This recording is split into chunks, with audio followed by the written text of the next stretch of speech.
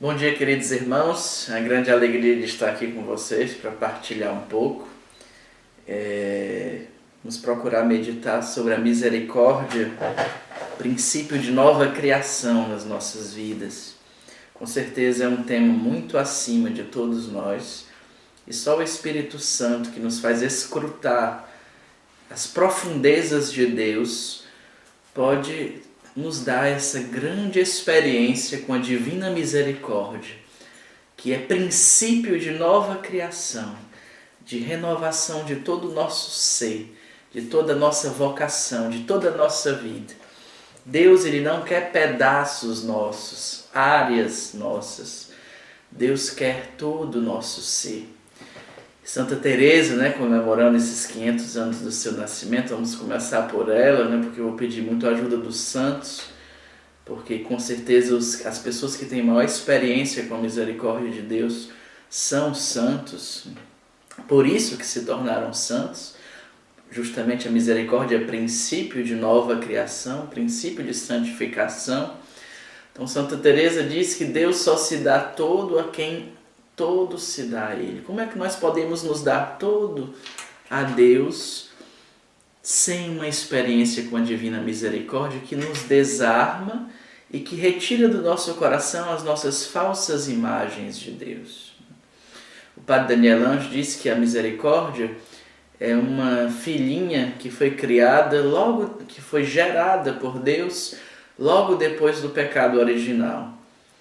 Antes não existia misericórdia, segundo o padre Daniel Anjo, porque não existia o mal. E aí, no seu transbordamento de amor, Deus, e o padre Daniel Anjo continua, a misericórdia é Deus sendo fiel a quem Ele é. Ele não pode deixar de amar. Então, diante do pecado original, diante do primeiro pecado, Deus desde já quer se derramar no coração do homem. E esse grande grito de dor do Pai: onde estás, Adão? Onde estás? Vamos pedir a Deus a graça de escutar esse grito de dor do Pai das misericórdias, que nos chama pelo nome hoje, nos diz nesse retiro: onde estás? E que nós possamos permitir que a misericórdia limpe os nossos olhos, nos lave, nos cure, como é o tema do retiro. Porque é preciso que a misericórdia de Deus lave os nossos olhos, porque na hora que a gente peca, a nossa visão de Deus já se deturpa. Um dos primeiros frutos do pecado é nós não sabermos bem quem é Deus. Por isso nos escondemos dele e queremos colocar a culpa nos outros, nas estruturas, no nosso caso na comunidade, na autoridade, naquele irmão com quem eu não me entendo bem. E aí essa postura é como uma muralha que vai dificultando a misericórdia de Deus de chegar até as profundezas do nosso ser. Onde estás? E Adão disse: eu escutei os teus passos, ainda fruto dessa intimidade, mas eu tive medo e me escondi. O pecado vai gerando um temor. Será que Deus ainda tem aquele mesmo ardor em me escolher como no início? Será que depois de tantas quedas, Deus ainda tem todos aqueles planos que Ele tinha para comigo quando eu disse o meu primeiro sim? E nós mesmos vamos nos deixando enganar, achando que Deus muda o nosso olhar para conosco. Deus não muda. Deus não muda. Somos nós, diz o Papa Francisco, que nos cansamos de pedir perdão a Deus. Deus não nos cansa de perdoar, de oferecer o seu perdão. A palavra perdão do latim, perdonare, significa cercar com o dom de si mesmo. Então Deus, quando nos perdoa, Ele não está só passando uma borrachinha ali no que a gente fez, não. Ele nos cerca com a sua presença. Deus não se cansa de nos cercar com a sua presença.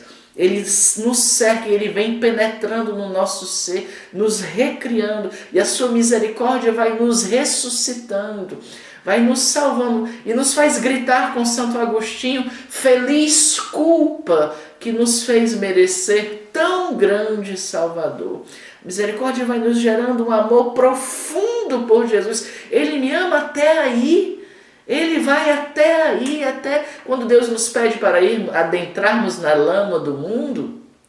O que Deus está nos pedindo é exatamente o que Ele faz conosco. Ele adentra na nossa lama. Ele entra na nossa miséria.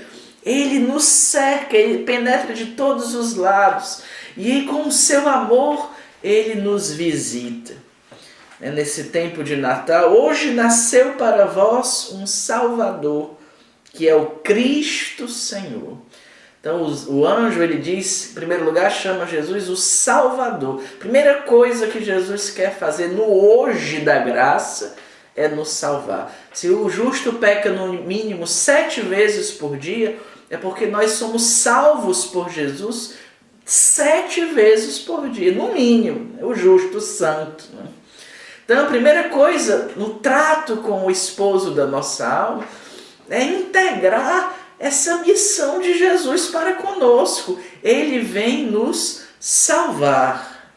Esse hoje age sem cessar. Esse hoje não acabou. É um doce abaixar-se de Deus para conosco. Por isso que os anjos cantam, né? Glória a Deus nas alturas e paz na terra aos homens que são amados por Deus. E o Papa Bento XVI dizia, né, numa das suas homilias de Natal, ele relaciona a glória de Deus nas alturas e a paz na terra aos homens, que é feito dessa glória. E aí ele vai dizer, a glória de Deus é a paz. Acolher a paz é acolher a glória de Deus, que é misericórdia, porque a glória de Deus nos reconcilia. É Deus que é fiel a si mesmo. Então Ele não pode deixar de nos amar. Ele não pode deixar de acreditar em nós. Deus acredita em você, em mim, como no primeiro dia onde nós experimentamos Deus. Todos os pecados que nós cometemos durante todos esses anos não foram suficientes para tirar 1 milímetro da fé que Deus tem em nós. Quando Deus nos convida a termos uma fé incondicional nele, é sempre uma resposta do que Ele já faz conosco. Tudo que Deus nos pede é sempre uma resposta daquilo que Ele já faz e vive conosco. Se Ele nos pede uma fé incondicional nele, é porque Ele tem uma fé incondicional em nós, mas é preciso, claro, não é uma fé que a gente sabe disso, né? Que nós podemos tudo, não. Mas é uma fé, né? Santo Agostinho vai dizer, Deus não nos ama como nós somos, mas como nós seremos no céu. É uma fé de quem já enxerga o nosso potencial, a nossa beleza no céu, né? O esplendor que Deus deixa em cada um de nós. A glória de Deus é a paz. São Leão Magno, na sua homilia sobre a Epifania, ele vai dizer, o dia da Epifania, nós não deixamos para trás. Ao contrário, o dom de Deus se multiplica. Cada dia nosso, no nosso templo, cada dia nós fazemos a experiência do que foi vivido naquele tempo. Né? Vou dizer de novo. O dia da Epifania, nós não deixamos para trás, não aconteceu há 2000 anos. Ao contrário, o dom de Deus se multiplica e nos atinge, nos fazendo viver a experiência que foi dada a viver naquele tempo. Então hoje é o dia favorável, hoje é o dia da nossa salvação. Hoje Deus acredita em nós, como lá no comecinho, quando a gente canta, né? Lembra, irmão, lá do comecinho, né? E a gente olha com aquele olhar assim, né? Como era gostoso te amar no Senhor, né? Então Deus nos ama como lá no comecinho. Os padres gregos vão chamar, tem um termo, né? Synkatabasis, que significa a condescendência de Deus. Deus que se derrama todo sobre a sua criatura, sobre o seu eleito.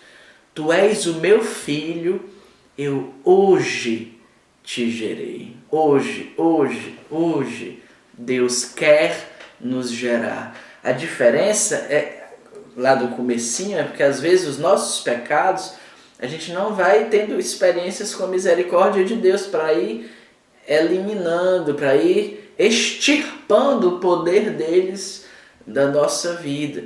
E vamos vivendo confissões às vezes de maneira muito automática, sabendo que quem é que acredita mesmo na hora que está fazendo o seu ato de contrição que nunca mais vai cometer aquele pecado? Porque na hora que a gente se confessa, a gente está dizendo a Deus, né? Prometo com a tua graça nunca mais, né, te ofender, nunca mais pecar. Nós precisamos pedir a Deus essa fé. A gente sabe que vai cair, mas é um mistério.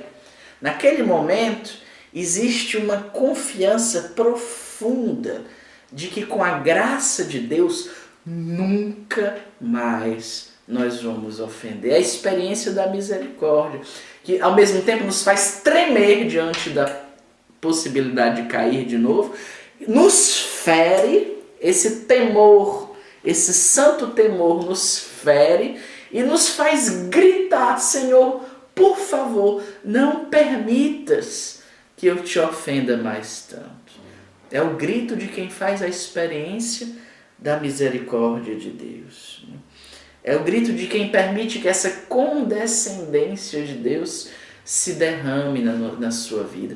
É o grito de quem vive diante do ressuscitado que passou pela cruz. É o grito de quem está todo voltado para Deus e que todos os dias é restaurado, recriado pela experiência da misericórdia. Hoje nos nasce um Salvador. Diante do anúncio da misericórdia, qual é a nossa postura? Os pastores correram, né? Cada vez que Deus se manifesta é gerada uma pressa no coração do homem. Acho que justamente porque o pecado nos faz tão lentos, que quando a gente tem uma experiência com a graça de Deus, a gente quer logo expulsar essa lentidão que o pecado gerou em nós. E aí, por exemplo, os pastores saem correndo diante da manifestação da glória de Deus. E aí dizem, a tradução mais correta é: vejamos essa palavra que aconteceu, né? Vejamos o que é que o Senhor nos anunciou, né? Vejamos essa palavra que aconteceu. A palavra rema, que é tão cara para nós, rema, né, significa palavra e acontecimento. Uma palavra que é um acontecimento, Deus que falou e que no seu falar gerou a realidade que ele proclama. Santa Teresa diz: tuas palavras são obras, Senhor. Quando Deus fala, ele vai gerando aquilo que ele fala no nosso coração. Quando Jesus perdoa a mulher adúltera e diz: vai, não peques mais, ele não está dando um conselho, né? Vai, não peque mais não, por favor. Não é isso. Ele está ordenando a caridade nela. Diante da experiência da misericórdia, eu não te condeno, vai e não peques mais. A experiência da misericórdia é um fogo que cauteriza a ferida que o pecado gerou em nós. Então a dor de ter ofendido a Deus se torna maior do que o prazer que o pecado causa. E aí, isso vai gerando, a tentação chega e a gente vai ficando angustiado diante da possibilidade de ofender a Deus de novo. E aí a gente começa a gritar, a clamar aos anjos, os santos: nós queremos ser santos, não por presunção, Senhor, mas porque te amamos, porque tu nos criaste para isso, porque não tem sentido, né? São Bernardo, de vez em quando, ele parava e rezava assim: Bernardo, por que tu entraste no mosteiro? E aí ele mesmo se respondia: para ser santo, né? Em outras palavras, para mim, na nossa linguagem shalom, né? Para me unir a Jesus, esposo da minha alma, e assim evangelizar, né? No poder do Espírito. Né? Mas na resposta de Bernardo, né? Para ser santo. E aí ele perguntava de novo: e tu estás te tornando aquilo para o qual tu entraste no mosteiro? Então o tempo passa, nós estamos em 2015, né? Estava lembrando esses dias, meu Deus, parece ontem, né? Aquele ano do jubileu, né? No ano 2000. O tempo passa e nós O pecado, ao mesmo tempo que vai deturpando a imagem de Deus e da sua misericórdia, vai nos anestesiando. E nós vamos, Santo Agostinho dizia, temo a graça que passa e que eu não integro na minha vida. E Nossa Senhora vem nos dar o segredo para nós não deixarmos essa graça passar. Nos diz o Evangelho de Lucas 2, que diante daquilo que os pastores anunciavam, todo mundo ficou assim estupefato, né? Horrorizado, né? Mas Maria, ao contrário, nos diz o evangelista, isto é, Maria não se agita ao sabor dos acontecimentos, ao sabor do mistério que vai se revelando. Não, Maria ela guardava tudo aquilo na sua interioridade, no mais profundo da sua alma. Nossa Senhora vem nos dar o segredo para nós vivermos como Deus quer que nós vivamos. Maria é o pano, perdão por usar essa palavra, né? Assim, Maria é o pano de fundo, né, de toda a nossa caminhada como vocação Shalom. Nós somos gerados no ventre de Nossa Senhora.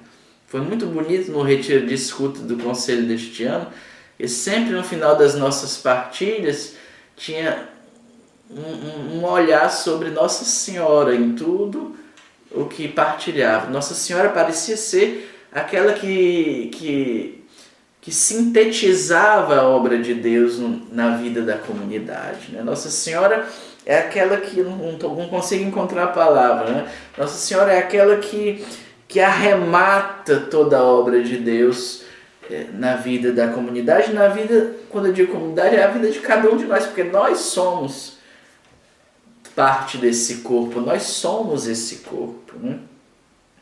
Então Nossa Senhora guardava tudo isso na sua interioridade. Minha alma glorifica ao Senhor, meu espírito exulta de alegria em Deus, meu Salvador.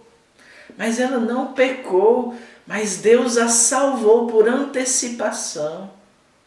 No momento da sua concepção, a salvação de Deus a salvou da mancha do pecado original. Ele olhou, ele se dobrou, ele se derramou sobre a pobreza da sua serva. Isso é uma experiência com a misericórdia de Deus.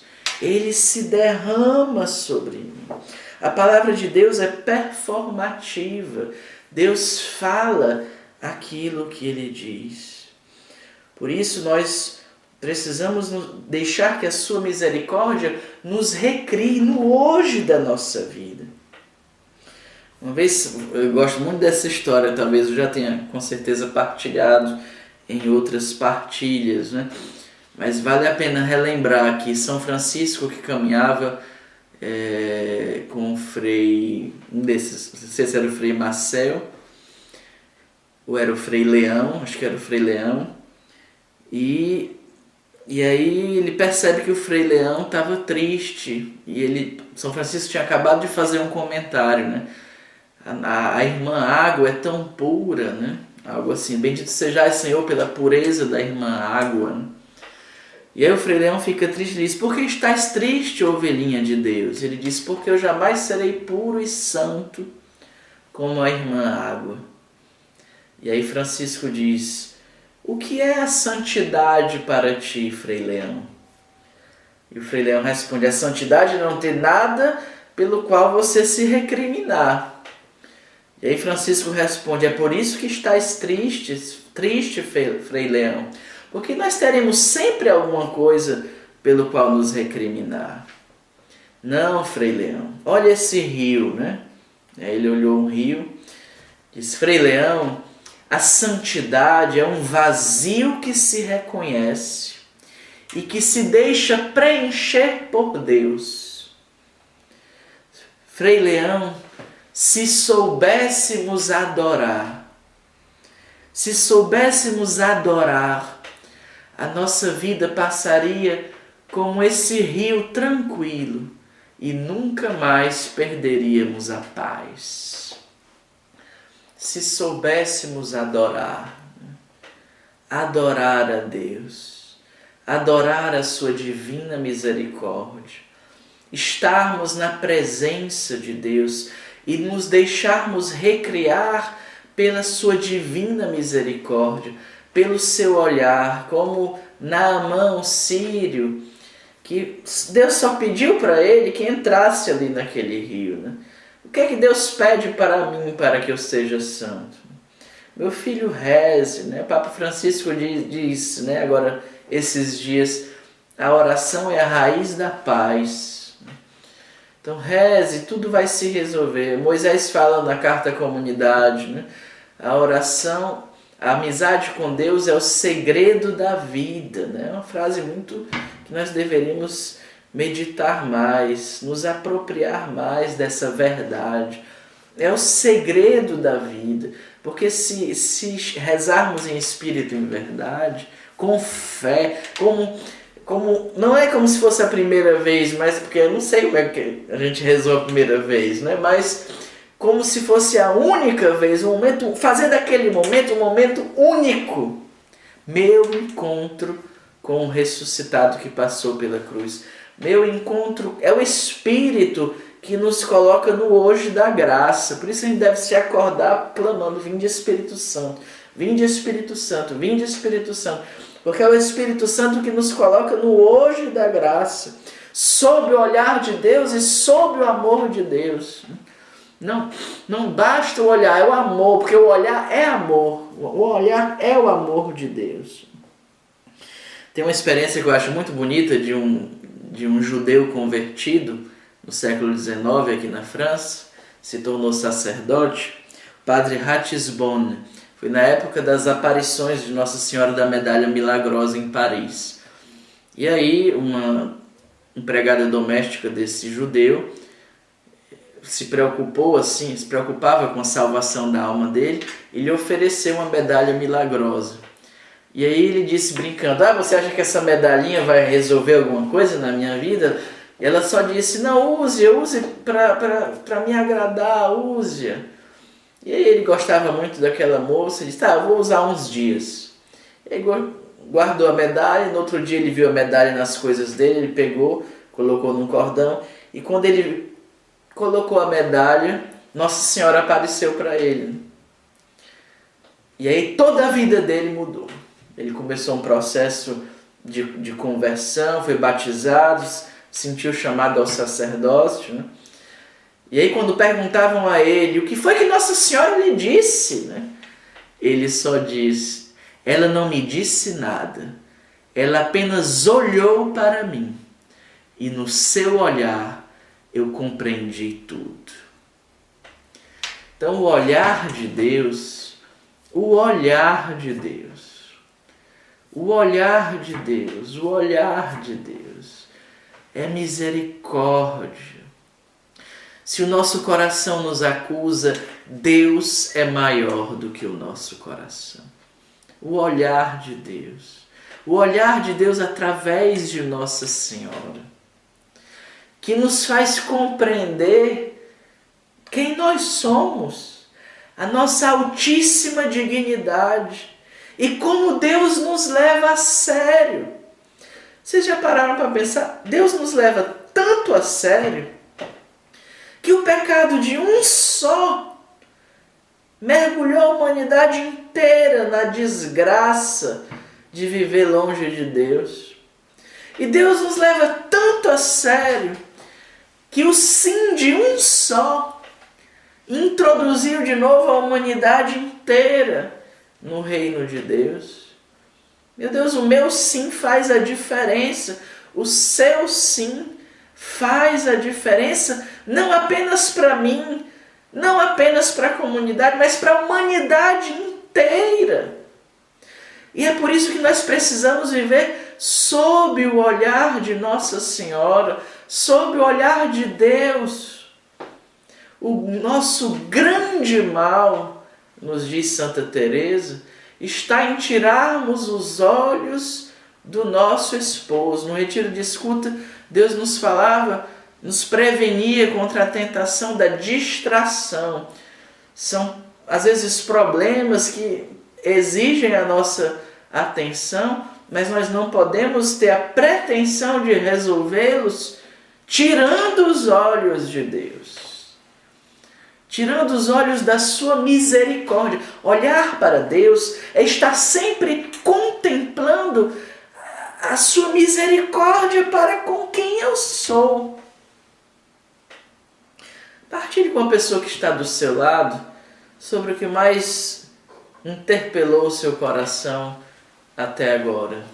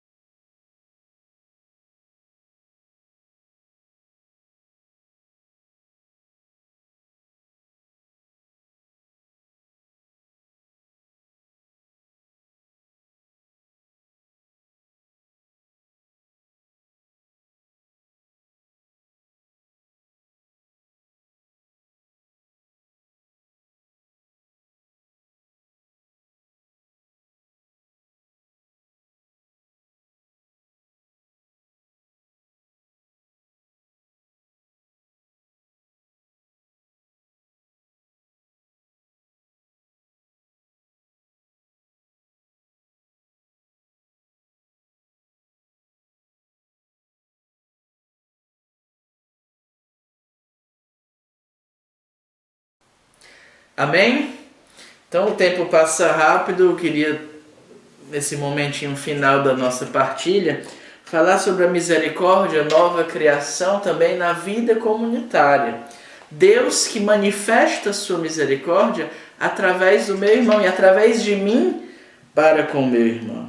Uma vez eu fui me confessar e partilhando com o padre, eu disse: padre, olha, eu estou com um problema sério assim com o irmão e está assim tão difícil que eu resolvi ficar indiferente a ele alguns dias, porque senão vai dar confusão. E aí ele me disse algo muito sério, disse: meu filho, olha, preste atenção, a melhor saída não é essa, não é a indiferença, mas faça atos de amor, de caridade, de atenção, de cuidado, mesmo que seja uma violência para você, pequenos atos, mesmo que ele não reconheça, não se preocupe com a resposta que ele vai dar. Se preocupe em fazer pequenos atos de caridade, porque a gente termina amando quem a gente faz atos de caridade e de amor. E a gente termina odiando quem a gente é indiferente. Isso é muito grave. Nós terminamos, Deus nos convida, nos faz comunidade para viver, para sermos instrumentos da sua misericórdia, uns para com os outros. E o demônio vai nos tentar para que nós sejamos instrumentos da crueldade dele, uns para com os outros. Então nós precisamos renovar, isso não é coisa de anjo não, é esse pequeno ato de amor. Não, eu sou quem eu sou, se eu estou chateado com alguém, não adianta essa história, isso é hipocrisia de querer lavar um prato, de querer... Meu irmão, não saia dessa, pelo amor de Deus. Você é um joguete nas mãos do inimigo se você ainda pensa assim. Deus quer fazer de nós instrumentos da sua misericórdia uns para com os outros. E o demônio vai querer nos fazer instrumentos da sua crueldade, uns para com os outros. Para nós é impossível. Como também é impossível para nós ir para o céu. Deus nos acostuma ao impossível, porque Ele quer nos introduzir no mundo da graça, no mundo que nos ultrapassa, que é o mundo da graça. Eu fiquei muito tocado com essa palavra no tempo do advento, de Balaão, né? No Números 23, versículos 4 a 12. Eu vou ler rapidamente. Números 23, versículos 4 a 12. Quando Deus saiu ao encontro de Balaão, este lhe disse: preparei os 7 altares e ofereci um bezerro e um carneiro em cada um. O Senhor pôs sua palavra na boca de Balaão e lhe recomendou: volta a Balaque e diz-lhe isto. Ele voltou e o encontrou de pé junto ao holocausto com todos os chefes de Moabe. Então o que é que acontece? Balaão é um profeta pagão que tinha sido chamado para amaldiçoar Israel. Só que Balaão tinha um coração reto. Disse: eu vou falar aquilo que Deus me mandar eu falar. Então ele recitou esses versos: da Síria trouxe-me Balaque, dos montes do Oriente o rei de Moabe. Vem e amaldiçoa Jacó para mim, vem e fulmina Israel. Posso amaldiçoar quem Deus não amaldiçoa? Posso fulminar a quem o Senhor não fulmina? E aí ele começa a abençoar Israel. E ele vai dizer numa outra passagem que eu não consegui achar aqui, que eu estava rezando e me veio essa passagem rapidamente, não tive tempo de procurar melhor. Como as tuas tendas são belas, ó Israel. Como tu és belo, Israel. E aí Balaque disse a Balaão: o que fazes? Eu te trouxe para amaldiçoar meu inimigo e tu o abençoas? Balaão respondeu: eu tenho de dizer o que o Senhor me põe na boca. Palavra do Senhor. Então, às vezes a gente está com vontade com o nosso olhar ferido, isto é, nós nos deixamos atrair, em primeiro lugar, pelo mal que existe no outro, e não pela virtude, e não pela beleza. Quando a gente olha logo o mal, é porque nós nos sentimos ainda mais atraídos pelo mal, infelizmente. A gente tem logo palavras de acusação. Mas se formos como Balaão, que era um profeta pagão, o Espírito Santo virá sobre nós e vai nos revelar aquilo que os nossos olhos, ainda tão carnais, não são capazes de enxergar, a beleza do outro. O nosso olhar tem que ser pascal para com o irmão também. E assim a gente vai contemplar a beleza do irmão e nós vamos ser instrumentos do olhar de Deus para com esse irmão. Ele vai acreditando e ressuscitando. Nós somos a vocação da ressurreição, uma vocação pascal. E essa ressurreição e essa Páscoa passa pela vida comunitária. Engraçado que o Dom Dominique, aqui de Toulon, ele diz assim: quando eu quero, na visão dele, né? Quando eu quero mostrar um evento, eu levo as pessoas para conhecerem a canção nova. Quando eu quero mostrar uma vida comunitária, eu levo para conhecer o Shalom. Então, meu Deus, a gente se estremece todinho diante de uma sentença dessa de um bispo, né? Um príncipe da igreja. Nós somos chamados a sermos canais da misericórdia, uns para com os outros. Mas o que é que o demônio faz? Ele quer destruir a felicidade que Deus constrói, nos seduzindo e colocando pedras nas nossas mãos, para que nós mesmos sejamos os artífices da nossa própria desgraça. E aí ele vai dizer para Eva, né? Não morrereis. Você pode comer desse fruto. Não é grave. Não, meu filho, não é se você deixa de rezar de todo o seu coração, não é grave. Se você começa a não pedir as coisas, não é grave. E não é uma questão de simplesmente fidelidade, é uma questão de vida.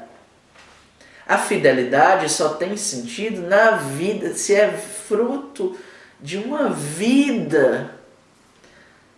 É claro que às vezes é preciso aquela violência de coração, e o meu coração vai abraçar a partir da violência que eu faço. Mas vocês entendem o que eu quero dizer. Não é para cumprir uma lei simplesmente.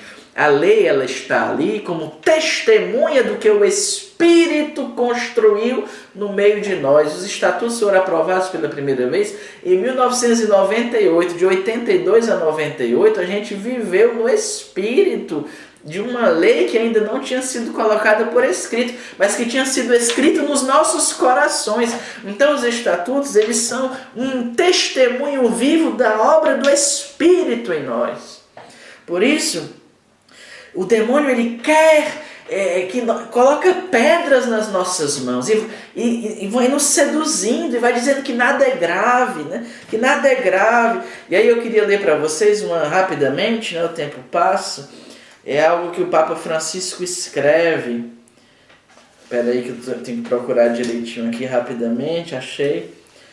Existe uma diferença entre o pecado de fraqueza e a tibieza que vai tomando conta da gente. E aí o Papa Francisco diz, a atitude da tibieza esconde um oportunista. O oportunista é o eterno perplexo. Aquele que está sempre em dúvida se arrisca ou não. A santidade é a postura de quem arrisca a sua vida pelo reino de Deus. Então eu vou arriscar amando o meu irmão, sendo instrumento da misericórdia de Deus, cortando com os meus maus hábitos, porque eu quero amar a Deus, eu quero ser todo de Deus. Não é simplesmente porque me pediram, porque me mandaram. Meu Deus, é muito superficial essa postura. Isso gera angústia. Tem que ser porque eu quero me dar todo a Deus. E o tíbio é o eterno perplexo, não quer nunca arriscar a sua vida. E aí o Papa Francisco diz, a tibieza é o grande pecado contra a amizade. E ele vai dizer, um sinal disso é recair sempre nas mesmas falhas, sem verdadeiro arrependimento. Um cão que volta ao seu vômito. É uma imagem forte, né? Uma coisa é você cair sempre, mas está sempre com o coração transpassado. E aí você está caindo nos braços de Jesus, você está se elevando para Deus. Até nas quedas Deus vai nos elevando pela sua misericórdia. Outra coisa é cair nas mesmas falhas, como diz o Papa, sem verdadeiro arrependimento. Um cão que volta ao seu vômito. Ele vai mais longe na comparação, na imagem, né? Sentimos-nos confortáveis na tibieza do vômito. Não aguentamos a graça e apenas o Senhor nos enche a alma com seu amor, que prazerosamente recebemos, nos empanturramos e o vomitamos para voltar a começar. Outro sinal é rodear-se de pessoas descuidadas e distanciar-se dos que podem nos corrigir. E aí é que está a vida comunitária. Não, é o amor, e a pessoa nunca tem a coragem de ser um instrumento da correção fraterna. Porque acha que isso não é amizade, né? Não, meu amigo, meu Deus do céu, a que ponto nós corremos o risco de chegar nas nossas mentalidades, né? Isso é o demônio nos seduzindo e colocando pedras nas nossas mãos para que nós destruamos a felicidade que Deus constrói.